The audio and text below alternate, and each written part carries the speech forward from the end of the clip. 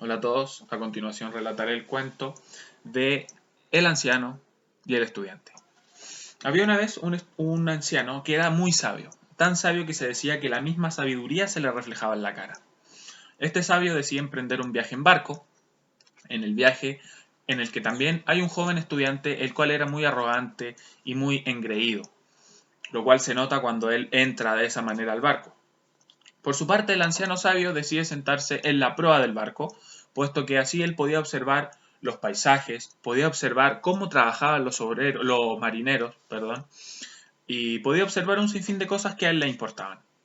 Al enterarse el joven estudiante que existe un anciano muy sabio decide ir a sentarse con él y le pregunta que si él había viajado mucho, a lo que el anciano le responde que sí, que había viajado mucho, y posteriormente el joven estudiante le pregunta que si él ha ido a Damasco, a lo que el anciano responde que en Damasco hay una forma muy particular de ver las estrellas por su gran belleza, que tienen varias bellezas arquitectónicas, como son las mezquitas, y varias cosas a las que el estudiante no le toma atención y no le toma importancia, y le pregunta si es que él estudió en la escuela de astronomía.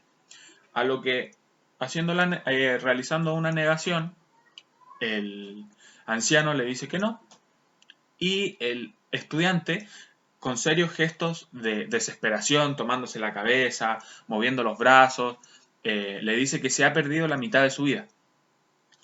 Después le pregunta nuevamente el estudiante al anciano si es que ha ido a Alejandría.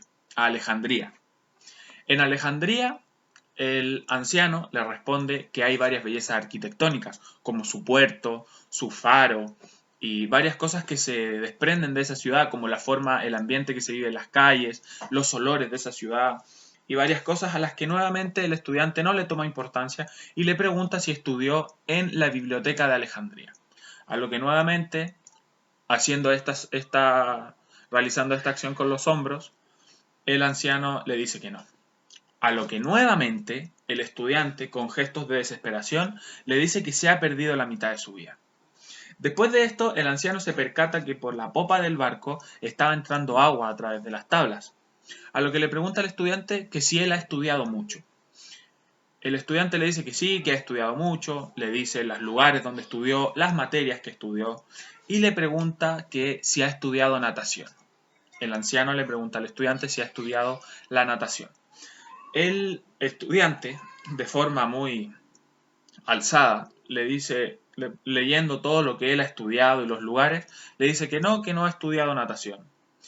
Y el anciano, remangándose las mangas de su túnica, preparándose para lanzarse desde el barco hacia el agua, le dice, muchacho, acabas de perder tu vida entera, dando así fin a esta historia.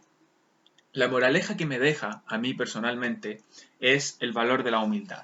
El valor de la humildad es un valor fundamental que no nos tiene que faltar a nadie como ser humano. ¿Por qué digo esto? Porque nos damos cuenta que en ningún momento el estudiante es humilde, en ningún momento el estudiante presta atención a los conocimientos que le explica el anciano, mostrándole la belleza de las ciudades, más allá que un título universitario o algún logro académico. Es por esto que el estudiante pierde su humildad al solo centrarse en lo que él ha conseguido, sin prestarle atención a sus defectos, por ejemplo, a su defecto de no saber nadar, el cual se da a entender que le costó la vida.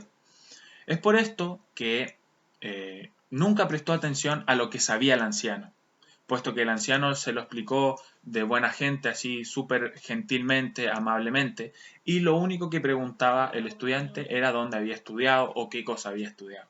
Es por esto que nos damos cuenta que el valor de la humildad siempre tiene que estar presente, puesto que, a mi parecer, si el estudiante hubiera sido más humilde con el anciano lo podría haber hasta ayudado a nadar.